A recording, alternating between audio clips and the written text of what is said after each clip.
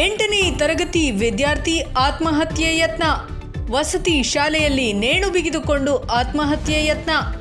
ನಿಷದ್ ಎಂಬ 14 ವರ್ಷದ ವಿದ್ಯಾರ್ಥಿ ಆತ್ಮಹತ್ಯೆಗೆ ಯತ್ನಿಸಿದ ವಿದ್ಯಾರ್ಥಿ. ಚಿಕ್ಕಮಗಳೂರು ನಗರದ ಕಲ್ಯಾಣ ನಗರದಲ್ಲಿರುವ ಮೊರಾರ್ಜಿ ದೇಸಾಯಿ ವಸತಿ ಶಾಲೆಯಲ್ಲಿ ನೇಣು ಹಾಕಿಕೊಂಡಿದ್ದ ವಿದ್ಯಾರ್ಥಿ ಸ್ಥಿತಿ ಗಂಭೀರ. ಚಿಕ್ಕಮಗಳೂರು ನಗರದ ಮಲ್ಲೇಗೌಡ ಸರ್ಕಾರಿ ಆಸ್ಪತ್ರೆಗೆ ದಾಖಲು.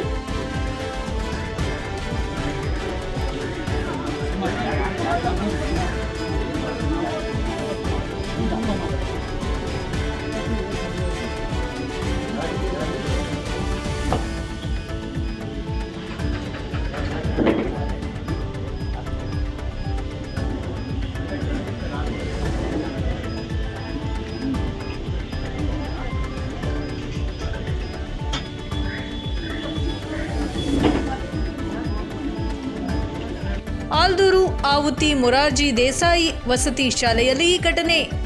ಮಲಗಿದ್ದ ಕೋಣೆಯಲ್ಲೇ ನೇಣು ಹಾಕಿಕೊಂಡಿದ್ದ ವಿದ್ಯಾರ್ಥಿ.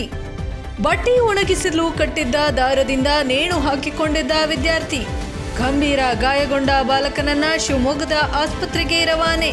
ಆಂಬ್ಯುಲೆನ್ಸ್ನಲ್ಲಿ ಗ್ಲೂಕೋಸ್ ವೆಂಟಿಲೇಟರ್ ಮೂಲಕವೇ ಬಾಲಕನ ರವಾನೆ. Public 18 Kannada news desk, Chikkamagaluru.